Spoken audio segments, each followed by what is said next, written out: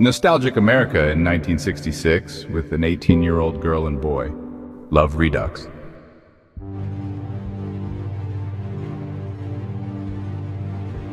On a blustery night, Sharon Dalton and Rick O'Kane came knocking on my door. I invited them in, and we went down to the basement to the sofa near the pool table. What brings you here? Our feet. Actually, we drove. Are you seeing anyone? No, not really. Should I be? Yes. Do you have someone for me to go with? Yes. Is her name Lucille? Yes. Today is her birthday, isn't it? Yes. She's free to do as she pleases now. True. Tell her to get back here. 1 or 2 days. How come you're not saying much? She wants to be the one to tell you everything.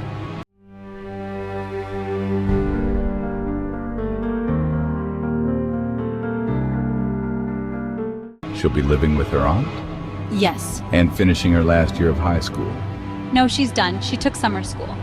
You're telling me too much, perhaps? Yeah. Let's go up and use my phone. She's already on the road. She was coming regardless. She'll be calling me partway through at some point. 2 days on the road? Yeah, maybe they moved way out west. She's on a bus.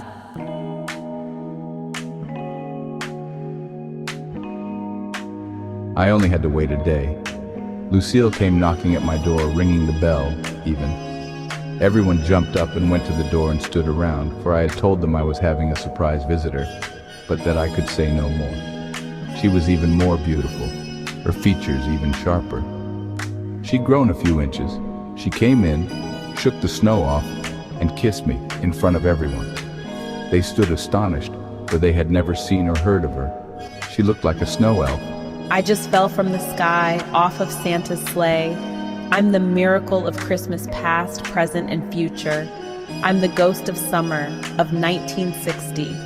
I told Patrick I might be back in 5 years if I could be, if he was free, which he is, and so here I am, back where I belong, to sing our song that was frozen in time.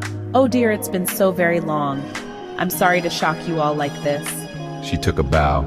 They all clapped. A dead world had just sparkled itself into life.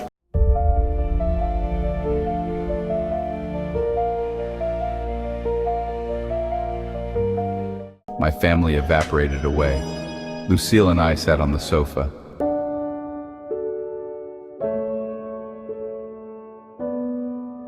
Hello, Patrick. I'm Patrick again? Yes, because Sharon's boyfriend is named Rick. Our moment frozen in time has just been defrosted. And may it ever warm our hearts. If I survive the war, I'd love to marry you. Will do, and I do. I never dared to hope. Nor me. But we did, somewhere deep down. Yeah. Happy New Year, 1966. Let's celebrate. We'll spend the weekend at the Oak Park Arms.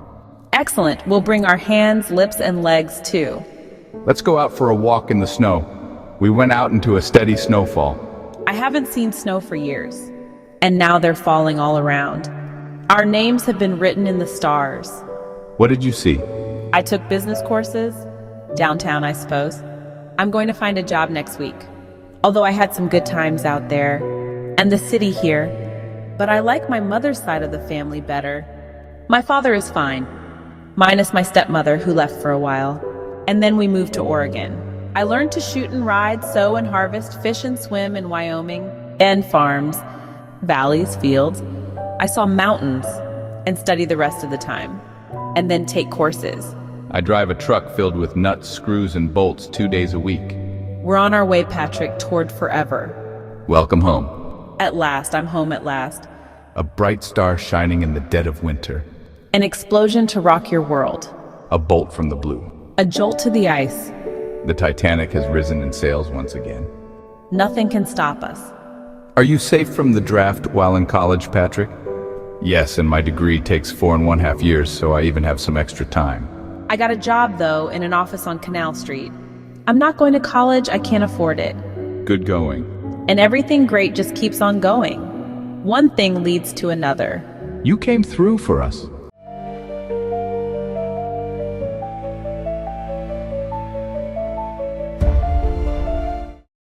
Love is the best thing to come through for.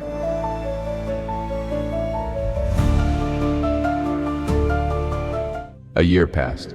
Lucille lived with her aunt, and I lived with my family. That's the best we could do, but it was enough.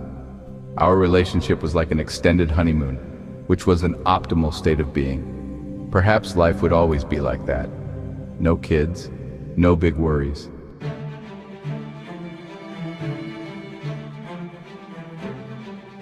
My friend Joe got drafted and ended up as a helicopter door gunner and crew chief.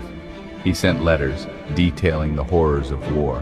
One time, a bullet passed between my fingers and killed the soldier sitting next to me. Another time, we just landed to pick up some soldiers and got attacked on the ground, which was the worst place. We all got out and engaged the enemy in a firefight, which we were losing, but then help arrived from another chopper. Another year passed.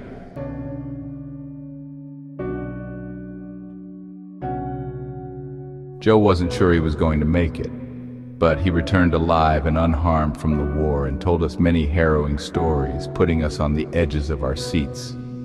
People who I'd been with in high school were getting killed, right and left. We went to several funerals. The war showed no signs of letting up.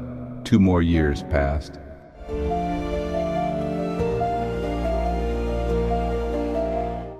Now it was February 1970. The US was in a recession, and I had but one job offer. But it was the one I wanted, at IBM in Poughkeepsie, New York. I would start in February or March. Lucille was to come with me.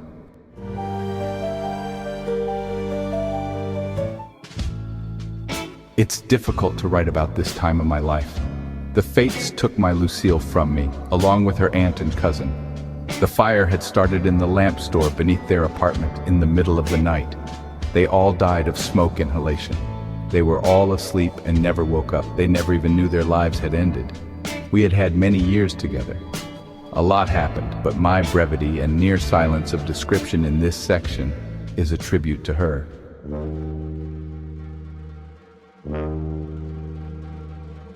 Replied little Lulu. You were one of a kind. Life is never fair, of course. Why was I still alive while Lucille, Karen, and many of my friends had perished? Time would tell. I'd likely be in the army within a year.